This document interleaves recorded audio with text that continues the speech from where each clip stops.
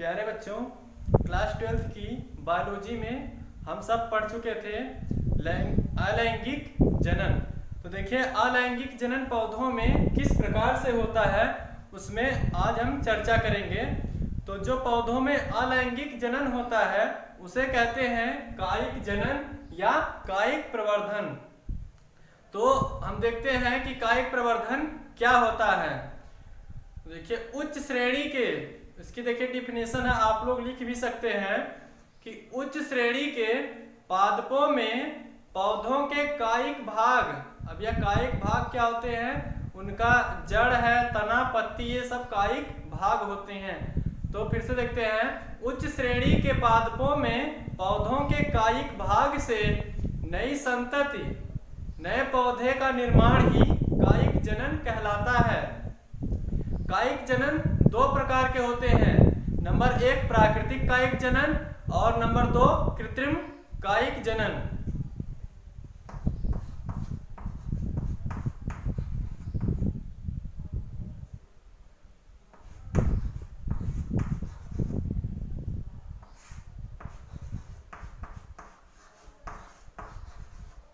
प्राकृतिक कायिक जनन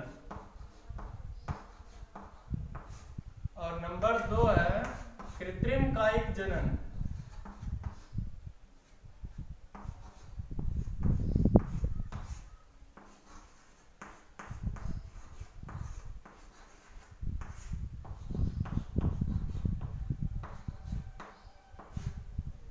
प्राकृतिक कायिक जनन, कृत्रिम कायिक जनन।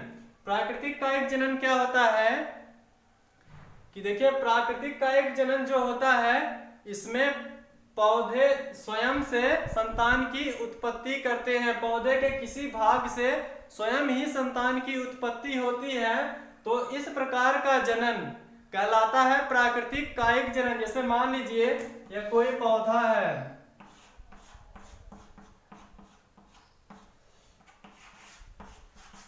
मान लीजिए यह कोई पौधा है, इस पे देखिए जब पत्ती निकल रही है, यह पत्ती आगे चलकर जमीन में धंस गई, ये पत्ती आगे बढ़कर जमीन में धंस गई और यहाँ से एक नए संतान की या नए पौधे की उत्पत्ति हुई। यहाँ से एक नए पौधे की उत्पत्ति हुई, तो इस प्रकार का जनन कहलाता है प्राकृतिक कायिक जनन।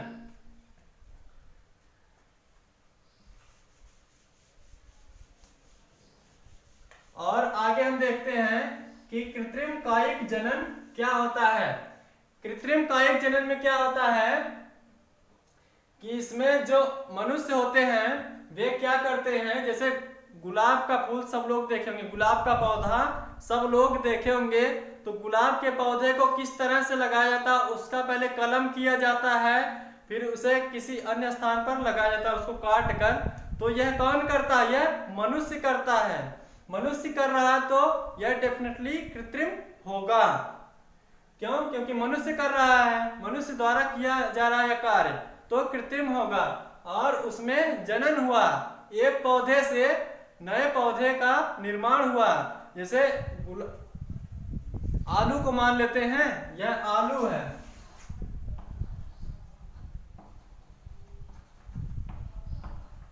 आलू देखिए इस तरह से छोटे छोटे गड्ढे होते हैं जिनसे कलिकाएं निकलती हैं। तो हम लोग क्या करते हैं, इसे इस तरह से काट देते हैं, इस तरह से काटते हैं और प्रत्येक भाग को जमीन में गाड़ते हैं, प्रत्येक भाग को, और प्रत्येक भाग से एक नए पादप या एक नए पौधे का निर्माण होता है। तो इस प्रकार का जनन, देखिए इसे मनुष्य कर रहा है ना, इस प्रकार का जनन कहलाता है कृत्रिम कायिक जनन। तो सबसे पहले हम देखते हैं कि प्राकृतिक कायिक जनन में किस प्रकार से जनन होता है, पौधों में किस प्रकार से जनन होता है, पत्तियों में, पत्तियों द्वारा जनन किस प्रकार से होता है, तने द्वारा जनन किस प्रकार से होता है और जड़ों द्वारा जनन किस प्रकार से होता है। इन सबको देखते हैं प्राकृतिक कायिक जनन में।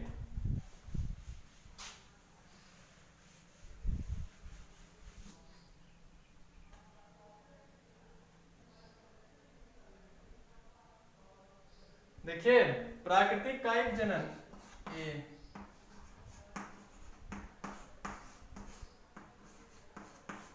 जड़ों द्वारा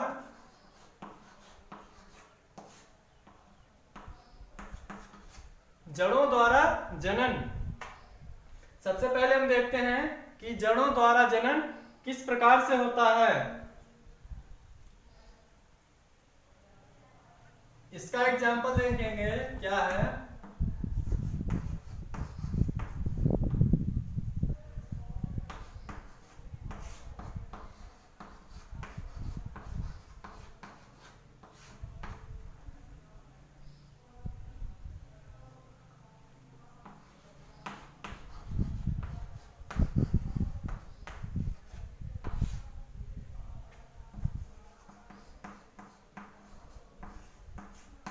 इसका एग्जाम्पल है जड़ों द्वारा जनन। जड़ों द्वारा जनन क्या होता है कि जब किसी भी पौधे में या किसी भी पौधे की जड़ के द्वारा जनन होता है या जड़ के द्वारा नए पौधे का निर्माण होता है तो इस प्रकार का जनन कहलाता है जड़ों द्वारा जनन।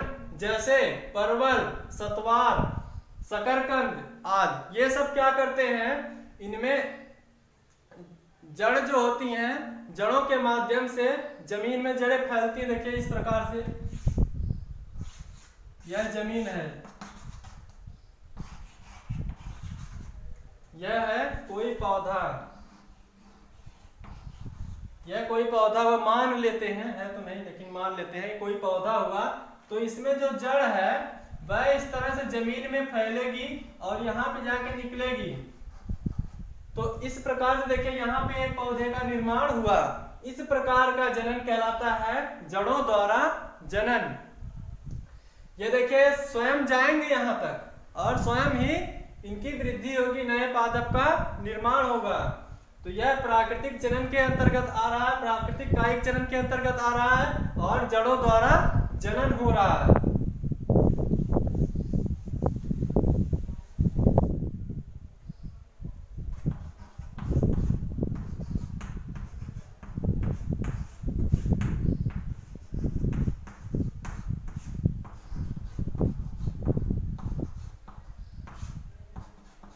अगला नंबर है तनों द्वारा जनन।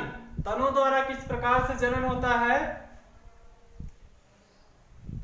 जैसे देखिए जो तना होता है किसी भी पादप का, जो भी तना होगा वो क्या होगा कि उसमें किसी भी पादप का जो भी तना होगा वो अपने अलग भाग में कट कर अपने अलग भागों में कट जाएगा।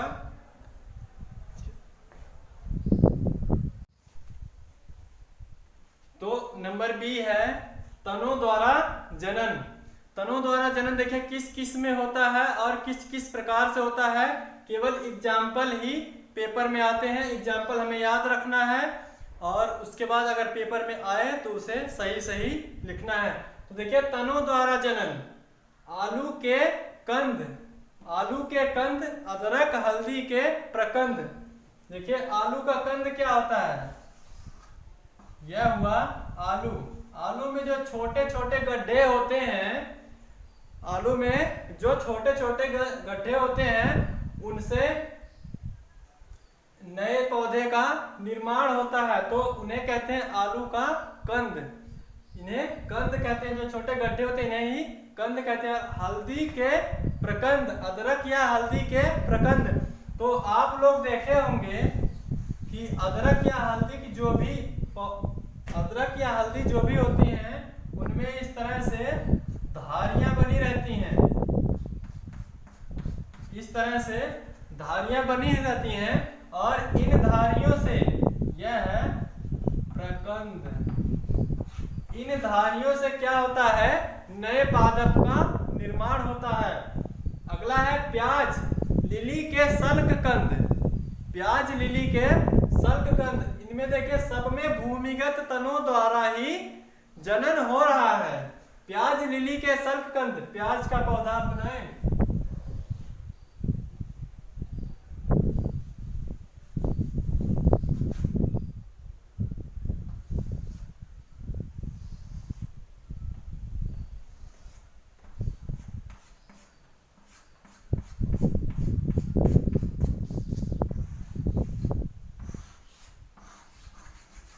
जैसे मान लीजिए यह प्याज का पौधा है, तो इसमें क्या होता है, यह भूमिगत तना है, यह जो है यह भूमिगत तना है प्याज, और यहीं से क्या होता है कि नए पादप का निर्माण होता है, नए पौधे का निर्माण होता है। कभी कभी हम देखते हैं कि जो हमारे घर में प्याज रखी रहती है, सब लोगों के घर में प्याज होगी, और सब लोग देखिए कि उसमें से जब यहाँ से काट दिया जाएगा तो इतना ही बचता है,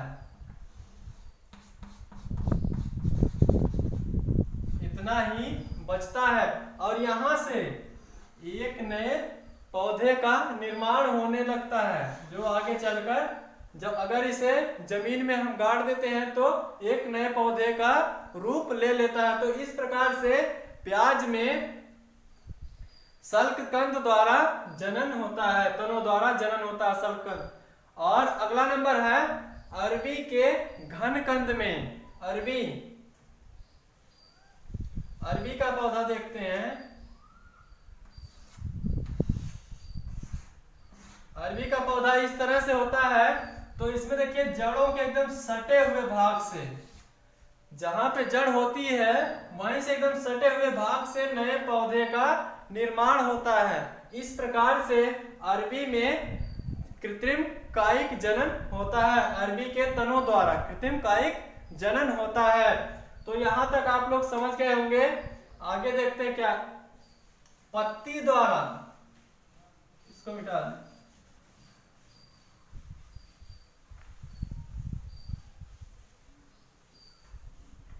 अगला नंबर सी है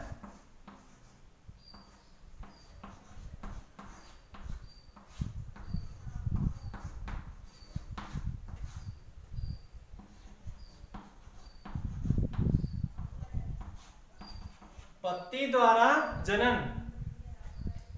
ऐसे पौधे, बहुत सारे पौधे ऐसे होते हैं जिनमें पत्तियों के माध्यम से जनन होता है। पत्तियों पर छोटी छोटी कलिकाएं निकलती हैं जो विकसित होकर नए पौधे का रूप ले लेती हैं। जैसे एग्जाम्पल इसका देखेंगे क्या है, ब्रायोफिल्लम।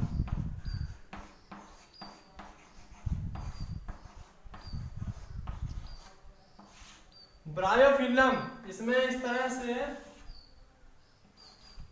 पत्ती होती है और पत्तियों से नए पौधे का निर्माण होता है। इस तरह से देखिए पत्तियों पर ही नए पौधे विकसित होना शुरू हो जाते हैं।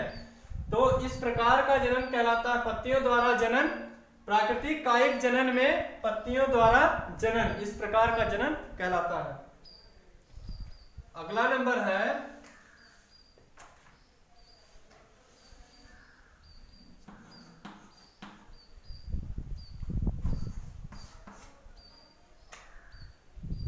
अर्धपार्श्वीय तनों द्वारा।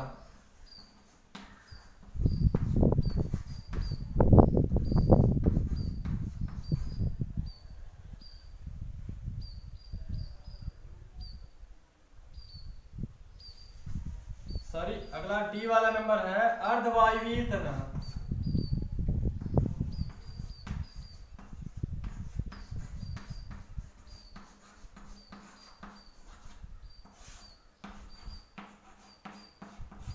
तनों द्वारा जनन, अर्धवायवीय तनों द्वारा जनन। अर्धवायवीय का क्या मतलब होता है, जैसे मान लीजिए इसका एग्जाम्पल है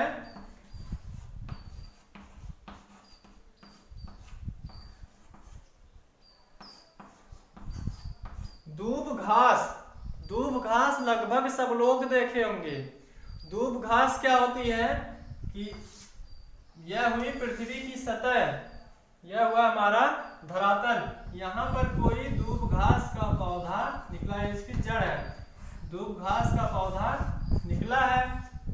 यह क्या करता है, यहाँ तक जाएगा, फिर उसके बाद फिर यहाँ से क्या होंगे, यहाँ पे जमीन के संपर्क में आएगा, जमीन के संपर्क में आएगा और यहाँ पर अपना एक पौधे का फिर विकास करेगा।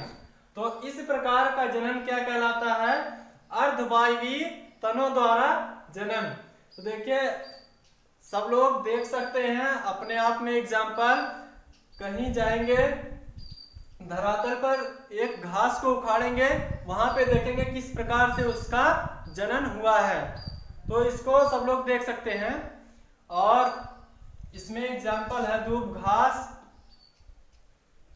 जलकुंभी,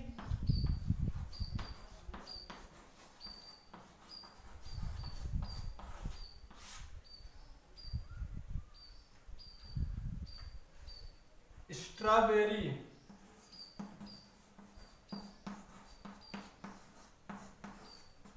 स्ट्रॉबेरी।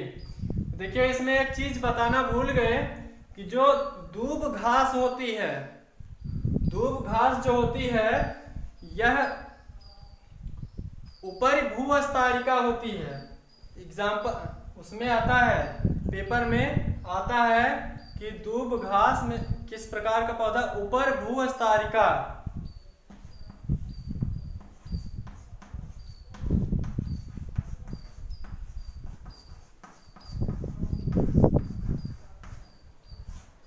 ऊपरी भूस्तरिका के अंतर्गत दूब घास आती है। और भूस्तरिका जलकुंभी क्या है? भूस्तरिका के अंतर्गत आती है।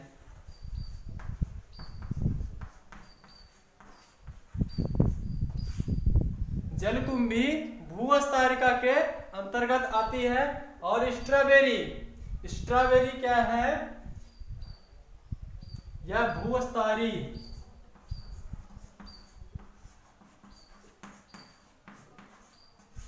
स्ट्रॉबेरी भूस्तरी के अंतर्गत आती है। स्ट्रॉबेरी क्या होता है? इसमें जो स्ट्रॉबेरी का पौधा होता है,